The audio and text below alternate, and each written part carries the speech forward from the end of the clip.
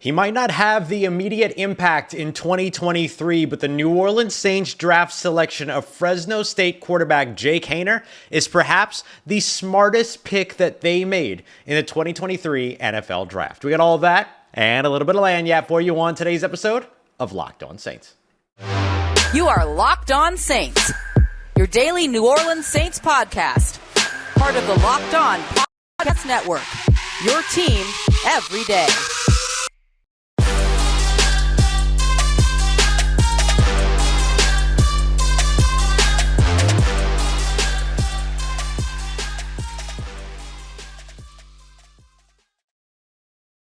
What is good, Who Dat Nation and Who Dat family? Welcome into another live post-day 3 of the NFL Draft episode of Locked On Saints, your daily podcast covering your favorite team, the New Orleans Saints, part of the Locked On Podcast Network, your team every day. Thanks so much as always. Make Locked On Saints your first listen of the day every day. Don't forget we're free and available wherever you get your podcasts, on YouTube or anywhere else as well. Don't forget to subscribe and follow for free so you never miss a daily upload. And I am your host, Ross Jackson, at Ross Jackson Nola on Twitter, your New Orleans Saints expert, credentialed member of the media, senior writer and reporter over at Saints News Network, Sports Illustrated's Fan Nation website covering the New Orleans Saints. You can find me Tuesdays on Locked On NFL and here with you every single Monday through Friday, and then some on Locked On Saints. Today's episode of Locked On Saints brought to you by our friends over at Ultimate Pro Football GM, who have actually been sponsoring all of our NFL draft coverage here on the Locked On Podcast Network, which is absolutely awesome. So if you ever thought that you could be an NFL GM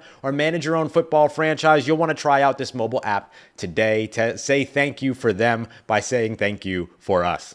You can find that over at ultimate-gm.com. And don't forget, you can also use the promo code Locked On in all caps for a 100% free boost to your franchise as well. So we're breaking down, taking a look at the New Orleans Saints day 3, but also kind of the big picture needs that they answered, big picture needs that are still remaining. We'll get to that, including what's up next at tight end after the New Orleans Saints traded away tight end Adam Trautman. We'll also take a look at the athletic upside that the New Orleans Saints were able to bring into their facility with their day 3 selections, including an electrifying wide receiver that I am so excited is on his way to New Orleans. But first, let's speak about Jake Haener, the Fresno State quarterback that the New Orleans Saints drafted in this year's draft and in day 3.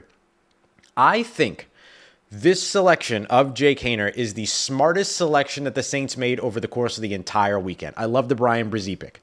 I love the Isaiah Foskey selection. I love the Kendre Miller selection. I love the A.T. Perry selection. I love the selections that the New Orleans Saints brought in. And I love some of the undrafted free agent stuff that they did as well. But the thing about the Jake Haener selection isn't really even about Jake Haener, although I do think that Haener is a solid quarterback. He's mentored by Derek Carr, who also went to Fresno State. His favorite quarterback is Drew Brees. That's why he wears the number 9. He was coached at the Senior Bowl by Ronald Curry, who's the Saints passing game coordinator and quarterback coach, as well as DJ Williams, who's an offensive assistant who served as offensive coordinator and quarterback coach, respectively, at the Senior Bowl this year. All of that makes a ton of sense. But the reason why I really like this selection is that it shows you that the New Orleans Saints are operating at quarterback a lot differently than they have in the past. The New Orleans Saints for a decade and a half didn't invest in the quarterback position at all when it came to the draft. And instead, over the course of the past 4 years, we've watched them take 2 quarterbacks in the draft, in Ian Book as well as Jake Haener. And they went and got both of those guys in the 4th round. The reason why I highlight this is because what it does is that this move is the type of move and the type of mentality, even though it might not be this move in particular, this is the mentality that gives you a quarterback waiting in the wings, the successor that's ready to take over for your star or starting quarterback. Now listen, Jake Haener may not pan out to be an NFL starter. He may not take over for Derek Carr, but the fact that the Saints have the foresight to say, let's grab a quarterback that we believe in and see what happens is exactly the type of mentality that a good football franchise in the NFL that doesn't have a long-term solution. And when I say long-term solution, I mean a rookie starting quarterback or a starting quarterback on a rookie contract at the quarterback position. The Saints do not have that. They have Derek Carr on a 4-year contract, so you can consider that long-term because it is a long-term deal, yes, but will he get a contract before or after that? Will he see that contract through, or will it just be a 3-year contract? All of that. The thing to consider is that even if Derek Carr is only on the roster for 3 years, 3 of his 4 years on the contract, Jake Haener would be about 27 years old by the time that contract is done. So turning to a 27-year-old quarterback on a rookie deal, probably not an ideal situation for an NFL team. But the thing that I like about this is simply that the Saints made a move that allows them to not be in a situation like they were after Drew Brees' retirement, to where they were scrambling around to try to find the right quarterback, went and pursued a quarterback that they weren't able to trade for, then had to fall back on a backup plan, all of that. So it is one of those picks that I think signals that the mentality here in New Orleans is changing. And the mentality here in New Orleans, I'll go even further, is evolving. And I think that's a positive place for the New Orleans Saints to be. Now, listen, I do like also what Jake Haener has done, but I do think, as we have said many, many times, just on average over the course of the past 10 years, quarterbacks selected after the second round don't often pan out in the NFL. There have been 75 before this year's draft in the last 10 years that have been selected after round 2. One of them is a bona fide starter in the NFL at this moment, and that's Dak Prescott. We'll see what happens with Brock Purdy.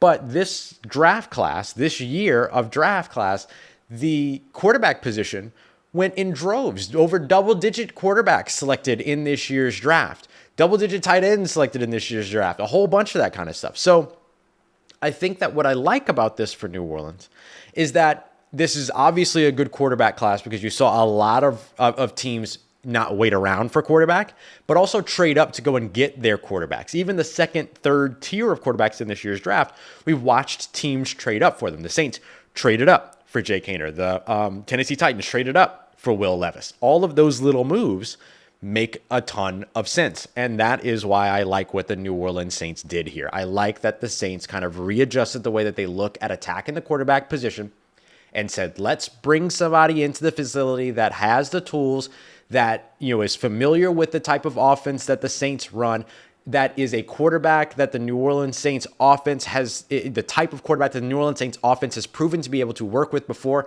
And I don't just mean a short quarterback or shorter, quote unquote, quarterback. I mean a quarterback that knows how to change his arm angles. I mean a quarterback that knows how to move laterally in the pocket so that he can get to his throwing windows. A quarterback that will work from near to far downfield. I like those things for the New Orleans Saints offense. The Saints like those things for their offense. And so they go and get a guy that their starting quarterback already has a relationship with, and that checks all of those boxes in Jake Haener. The other thing that this pick does is that it allows you to have a future backup plan at quarterback, right?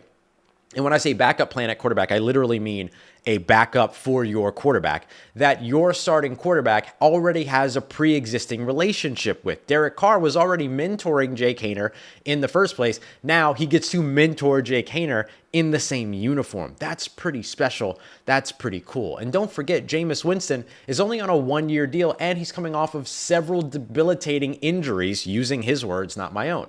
And so if Jameis Winston were to move on for a starting role somewhere else after this year, the Saints aren't in a pickle. They're not in a situation where they're like, oh, well, we don't have a guy that we like behind Derek Carr. They do, because they went up, they got him, they traded for him, they brought him in, they have the experience that they need with him. The coaches around in the system have already worked with him because of the Senior Bowl, and it's a guy that already has a relationship with your starting quarterback. That's a nice, cushy setup for the New Orleans Saints, nice, cushy setup for Jake Haener, and a great setup for Derek Carr as well, because he's got a guy behind him that he already knows and that he absolutely trusts for the future. So I like what the New Orleans Saints did in this draft class with taking Jake Haener as the smartest selection in this year's draft, but not my favorite selection in this year's draft. My favorite selection in this year's draft outside of Isaiah Foskey is actually the last pick that they made, but they had to do it in an interesting way, trading away Adam Trautman in a 7th round selection to get back up to be able to draft A.T. Perry, the wide receiver out of Wake Forest. This kid is explosive, he's athletic, and he's going to be really exciting. We'll break down all the why, as well as the other athletic upside that the New Orleans Saints brought in day 3, which had a bit of a theme, as we continue on with today's episode of Locked On Saints, part of Locked On Podcast Network, your team every day. And today's episode of Locked On Saints brought to you by friends over at Ultimate Pro Football GM, my favorite mobile app. And of course, one of my favorite companies because they sponsored our entire NFL draft coverage. Really, really cool stuff. Everything from the mock draft to the daily videos to the live shows to the short clips that you've seen pop up on the podcast pages and stuff. Just really, really cool. So go ahead and show them some love for showing us some love the way that they have. You can head over to ultimate-gm.com so you can get in on the app today. You can manage a salary cap, draft, free agency, trade players, hire coaches, fire coaches, coordinators, whole bunch of fun stuff. It's a really cool game. It's entirely offline. It's free to play. You don't have any timeouts and things you have to wait for. It's awesome. You can play at your own pace as quickly or as slowly as you want. So go check them out today. Ultimate Pro Football GM, Ultimate-GM. And don't forget to use the promo code LOCKEDON so you can get a 100% free bonus to your franchise today. Again, that's ultimate-gm.com. Ultimate Pro Football GM. Start your dynasty today. All right, family, continuing on with today's episode of Locked On Saints. We got a live episode going on today. Appreciate everybody for being here for the live show. If you're an everydayer, make sure you say what's good in the chat. Let me know that you're an everydayer. If you're catching this after the fact, let me know that you're here every day because we'll be right back with you on Monday, breaking down the undrafted free agency class, taking a more holistic view of the entire New Orleans Saints draft class, and I'll get you all caught up on the off-season calendar, what the New Orleans Saints are going to be doing. And don't forget that the compensatory free agency period ends on Monday at 4 p.m. So Tuesday, we'll be taking a look at some potential signings that the Saints either did make or could be making after that period comes to a close. So we'll have all of that here for you, as well as another 3 to 12 episodes to next week. Who knows? Because we've been here all weekend. So appreciate you as always for being here. So let's take a look now for the New Orleans Saints at where they sit in terms of their day three. Day three had a little bit of a theme. Actually a couple different themes. If I were to prescribe. Listen, I have a lot of off days, but it's not often that I'm off the clock. You know what I mean? So give me a second here. If I were to kind of describe, that's what I was looking for, the New Orleans Saints day three draft selections with 2 words. Here's the 2 words that I would use: athleticism, versatility. Those are the 2 words. Nick Saldiveri, the offensive lineman, I think is the only fair thing you can call the guy, out of Old Dominion University. We've broken him down a couple of times here on the show, mentioned him yesterday as a potential selection in today's day 3. And the way, yes, it is live, Saints Nola, it is live. We are live out here.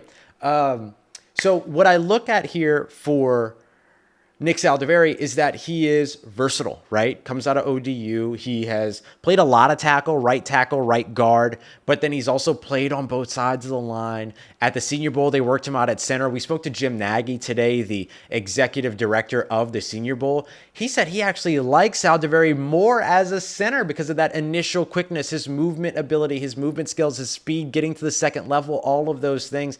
And of course, the smarts. We spoke to Nick right after he was selected via Zoom at the New Orleans Saints facility, and you can feel how excited he is, how much he loves the idea of being a part of the New Orleans Saints, and how he feels like he really can contribute everywhere on the offensive line. So he has the athleticism, and I can give you the athleticism number here to help you out, thanks to Math Bomb, Kent Lee Plott, who does the relative athletic score, which kind of measures the athleticism of prospects based upon their height, weight, and then their athletics testing relative to a history of documented players at the same position.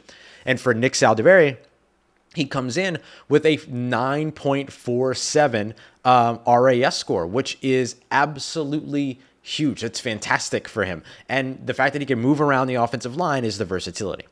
Let's look down a little bit further. We got Jake Haener out of the way. We spoke about him. He was drafted in the 4th round, 5th round in this year's draft. Jordan Howden, the 5'11", 200-plus pound safety out of Minnesota, who's played over 500 career special team snaps.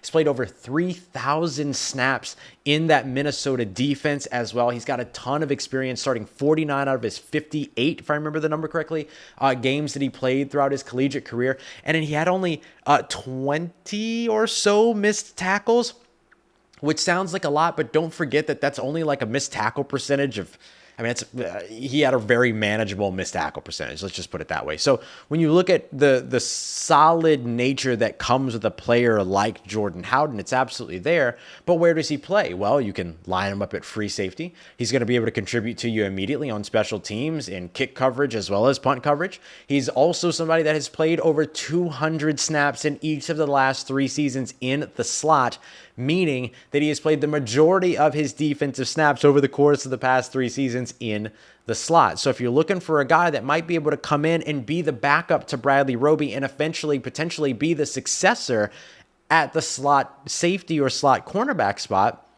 Jordan Howden could be that guy. And one of the guys that we continuously pointed out was Quan Martin out of Illinois. And he got drafted mad early. We were very excited to see that because we love him. But you looked after that and kind of went, okay, so where are the Saints going to find their nickel safety? I was wondering, as Antonio Johnson, the Texas A&M safety, continued to tumble down the board, if maybe they might go with him. But they went with Jordan Howden. I think Jordan Howden is a great selection to be able to add to that. He's got good speed. He's got good explosiveness. He's got good versatility. He's a heads-up ball player. He's the kind of guy to where when he's away from the line of scrimmage and playing so that deep safety role that makes quarterbacks move on in their progressions instead of taking the deep shots. He does a good job of warding those away. So I think that those types of pieces are the types of pieces that the Saints wanted in day 3. Special teams guys, versatile guys, athletic guys, and you got that in Jordan Howden. Finally, in round 6, after the Saints actually trade up, they did this by trading their 7th round selection, which was at 227. They had already traded their later, at 257. They had already traded their earlier selection in order to get up at an earlier point. But they traded 257 as well as Adam Trautman to Sean Payton and the Denver Broncos and said, here you go, y'all take him. Let me go ahead and get 195 about you. And then they went up there and they grabbed a guy that we've talked about a ton here on the podcast, Wake Forest wide receiver, A.T. Perry. A.T. Perry, 6'3", 198 pounds, 4.47 speed, great hands, and he's got a lot of drops. I'm not gonna lie to you, he's got a lot of drops in his repertoire, 20 drops over the course of his 4 seasons. But keep in mind that his catch percentage and his drop percentage are not out of the ordinary at all. So it's not an inordinate amount of drops. But consider the fact that he was targeted 129 times last year and 125 times the season before that. So when you consider the fact that that's how often he was targeted, him having 8 drops a year ago, him having 9 drops 2 years ago, not all that surprising when you take that into consideration. So when you look at the drop percentage, it's only a 10.4% drop percentage over the course of his entire career. Last year, despite having 8 drops, it was only a 9% drop percentage. So it's not that terrible when you look at it on a per snap basis. There's a lot of good stuff to work with there. So I wouldn't be too concerned about those drops, which I know that there is a big piece of the crowd that has sort of been like, well, A.T. Perry's a good wide receiver, but he's got to be able to catch the ball better. I think that there's enough there for you to feel confident that he's going to be able to get that type of work in. I thought that A.T. Perry was going to be a 4th or 5th round guy. Oscar, I'm going to give you a shout out for calling Perry for being a New Orleans Saint, but like, we've all loved A.T. Perry as a New Orleans Saint. So, like, I love it. I'll give you your credit, but we've all been here too. We're all very excited about A.T. Perry, and I think that that's warranted. Like I said, I thought that he was going to be a 4th or a 5th round guy. He tumbles all the way in the 6th round. We asked him what he thought that tumble was attributed to, and he mentioned that there were apparently some conversations out there about some character things. And listen, if there were character concerns, the Saints wouldn't have drafted him. And also, I spoke to everyone, we actually, all of us that were in the media room reached out to a bunch of our ACC contacts, our Wake Forest contacts, some folks within North Carolina and everything, and no one could tell us what this thing was. In other words, they hadn't heard anything. And so I don't know where maybe this whole character thing came from. I get the sense from A.T. Perry that he's a little bit of a quiet guy. Maybe that's something that teams misconstrued as not being passionate enough about the game of football. But when you look at him over the course of the past couple of years, 1,296 receiving yards in 2021, 1,100 receiving yards in 2022. He's combined for a total of 26 touchdowns over the course of the past couple of years. You don't put up those types of numbers and not love the freaking game. So I have no idea what the character stuff is. He said that it confused him where that was coming from as he spoke to us from what looked like he was probably, with his family and things like that. So I don't know. I don't know what it is, but I'm not buying it, whatever it is. So take that for what it is, for what it's worth. We'll see what it's like throughout all that. But I don't think that it's going to be that big of an issue, the drops or whatever sort of those character, quote unquote, character things are. So we'll see what it is. I'm sure information will come out about that soon enough. And look, if it's something horrible, don't come back at me and say, well, Ross, you said he was a good person. We don't know. Okay. We don't know things, but I'm just saying, like, I don't know what it could be based off of the information that we presently have. So I'm not worried about it. And I don't think you should be worried about it until there's a reason to be worried about it. The other thing that I would say too, is that he took the majority of his snaps in his collegiate career on the outside. Over 92% of his snaps came from the outside at sort of the X-receiver position, playing up on the line of scrimmage. Think about how Michael Thomas is most often deployed in the New Orleans Saints offense. So that's an easy fit for you to kind of pigeonhole in, or not pigeonhole in, but kind of like peg and say, hey, that's probably where he fits, is right behind Michael Thomas. But he did also say, A.T. Perry, that he wanted to contribute more in the slot. So we'll see if he gets the opportunity to do that here in New Orleans. Coming up next, the New Orleans Saints addressed some needs, created some needs, and didn't address some needs. Let's lay it all out so that we can kind of get a more holistic understanding of how successful the New Orleans Saints draft class was, the grade that it deserves, and what's on the way for the New Orleans Saints. Got that coming up for you as we continue on and wrap up today's episode of Locked On Saints. Part of Locked On Podcast Network, your team every day.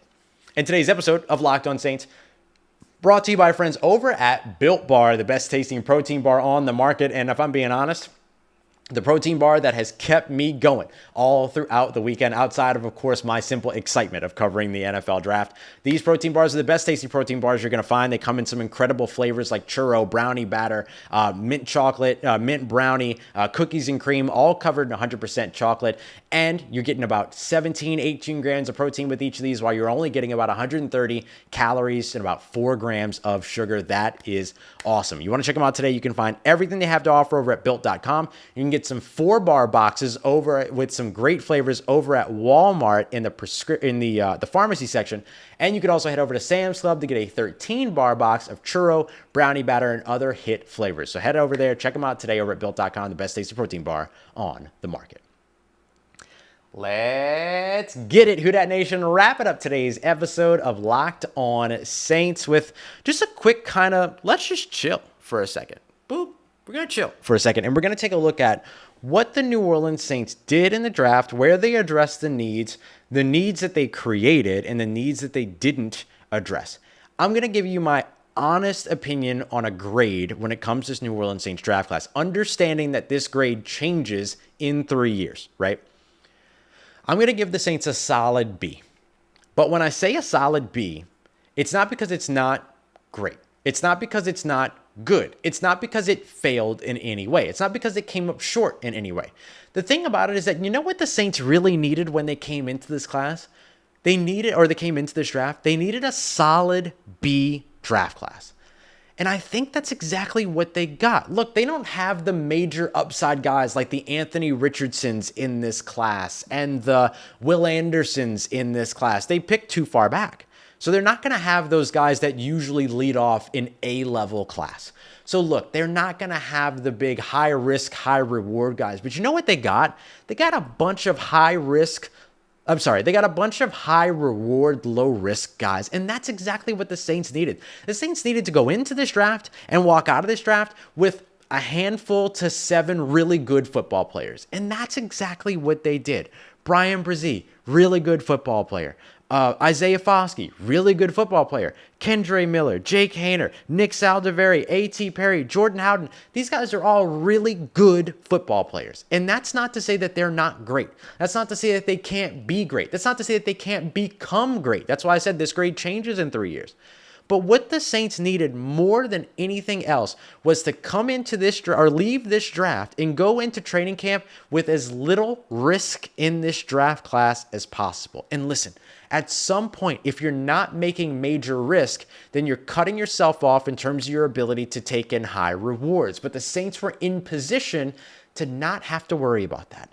They were in position to come in and make a bunch of safe picks that match their prototype, that stay true to their identity, that fit their DNA, that have gotten them here before. And that's exactly what they did and all they needed to do. So I love the fact that they didn't, like some teams across the NFL did, find a way to screw that up. Because some teams around the NFL, I would give Fs, I would give Ds, I would give all of that. But for the Saints, a solid B, which is exactly what it is that I feel that they needed. And yes, sorry, I mean high floor guys. They needed high floor guys. My apologies. And they got those guys. So I love that. They had needs on the defensive line. Defensive tackle, defensive end, drafted in the first 2 selections, addressed it. They had a need in the running back room. Kendre Miller addressed it. They had a need as well when it came to their the slot safety spot, as well as special teams and depth at defensive back. They did that with Jordan Howden. They had a need at wide receiver, which meant, which was mostly about picking up depth. They did that with A.T. Perry, and then they wisely rolled the dice on a quarterback that they believe in. Those are all solid things. So I like that the Saints addressed all of those needs and that they went out there and got a little bit of lagniappe too. The places that they didn't address, tight end, which in fact, they actually made themselves a little bit weaker at that position in terms of the number of bodies in the building. They shipped off Adam Trautman in a 7th round selection in order to get into the 6th round pick to take A.T. Perry. I love the selection of A.T. Perry. Adam Trautman is on his way back to reunite with Sean Payton over in Denver. Live long and prosper. Hope it goes well. But for the Saints, who already had a need at tight end, their need at tight end is a little bit deeper now because you have one less guy on your roster when you already had a need at that position. So it's going to be very interesting to see how the New Orleans Saints address that. We'll discuss a couple of options here in just a second. The spot that they didn't address in the draft was linebacker, but they came back around and they brought in 2 very good linebackers that I'm very excited about. And the first one, a lot of folks here in Louisiana are already very, very familiar with, and that, of course, is Nick Anderson, the Tulane linebacker that had a great pro day, that is massively productive out on the field. He comes in as an undrafted free agent and should compete to make this roster. Undrafted free agent linebackers tend to make this New Orleans Saints roster. Nick Anderson is in a good spot. And I also want to mention too, 6'1", 230-pound Rockwall, Texas native. What's going on? And Vanderbilt linebacker Anthony or G. That is another one that I'm really, really excited about as well. Just to give you a couple of the athletics numbers, he comes in with 4.53 speed, big time vertical leap at 38.5 inches, 10-foot 2-inch broad jumps. Those are just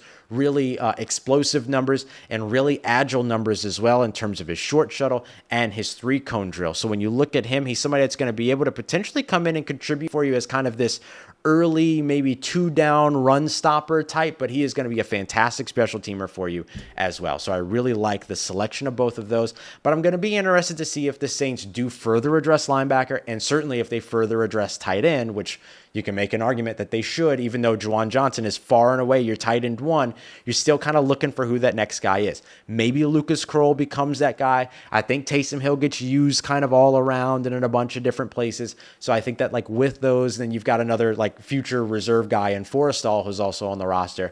But I think that the Saints can easily find a way to add to this tight end room. Cameron Brate, somebody that they're familiar with, played across the division with the Tampa Bay Buccaneers, is still a free agent. They have brought in a couple of tight end undrafted free agents as well. And then, of course, we're waiting to see what happens with Foster Moreau as well. Foster Moreau came in. He had a physical with the New Orleans Saints. Seemed like there was some momentum towards getting him signed, but then they found the Hodgkin's lymphoma diagnosis potentially saved his life, or at least changed his life for the better. He's going to undergo that fight, but he expects to be medically cleared by the middle of the season. So with that being the case, the Saints could, after 4 p.m. on Monday, when the compensatory pick period is over for free agents, meaning that they could sign a free agent without risking some of the compensatory picks that they're in line for, which include 2 4th-round picks and a 6th-round pick.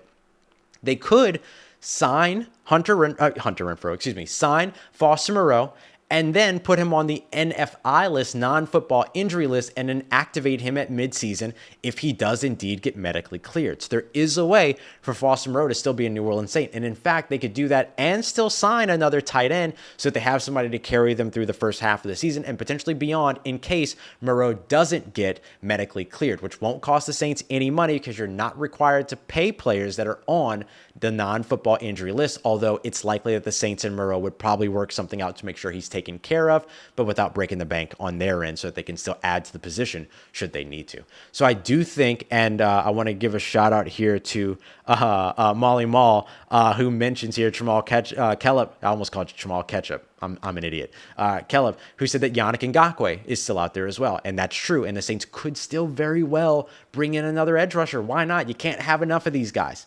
And if you're the New Orleans Saints, you don't really know what you have behind Cam Jordan, if we're being honest, with the exception of Tano Passanio. Carl Granderson had a great season toward the latter half of last season. Peyton Turner, things are still getting figured out there. You've got Tano Passanio, who's a solid veteran backup, and then you've got Carl Granderson, who's a solid starter, and now you've got Isaiah Foskey. And you have a lot of high hopes for Isaiah Foskey because he is a lot further developed than some of these other guys that the Saints have invested in the draft at the position, but getting another veteran who averages or who's had 8 sacks every single season of his NFL career, not a bad choice to add to that room. So I really, really like what the Saints did in this draft class. We're going to break it down further on Monday. We're going to take a deeper dive into the undrafted free agents as well. I could go through and list a bunch of them now, but there's going to be more added to the list. So let's wait. We'll get to it on Monday. I'm going to get some rest on Sunday, but I'll be right back here with you on Monday morning, getting you ready and making sure you have everything that you need to know when it comes to your New Orleans Saints. An exciting weekend, and I want to say a big thank you. We've got nearly 500 people here we've got 500 people here in the chat. It just ticked over while we're here live on a random Saturday night. Well, not random. It's draft day 3, but I'm so appreciative of all the support that y'all have shown the channel, shown me, shown all of us here in New Orleans media as we've gone through and worked to bring the best that we could over the course of the weekend. So I appreciate y'all so much as we continue on, and we'll be back with you again on Monday, taking a look at the New Orleans Saints draft class, looking ahead to some potential post compensatory free agency period signing. So got that coming up for you in another episode of Locked On Saints here in just a couple days. Appreciate you as always. Making Locked On Saints your first listen of the day every day, for making me a part of your day, a part of your routine, for saying yes to me and to the show. And as always, if you see me, please, please, please say hi. And if you need anything else around your New Orleans Saints in between these episodes, make sure you follow me on Twitter at Ross Jackson, NOLA. Hit me up. Let me know how the family's doing. Let me know how you're living. Let me know how you're momming them. And trust you, that nation. I'll holla at you.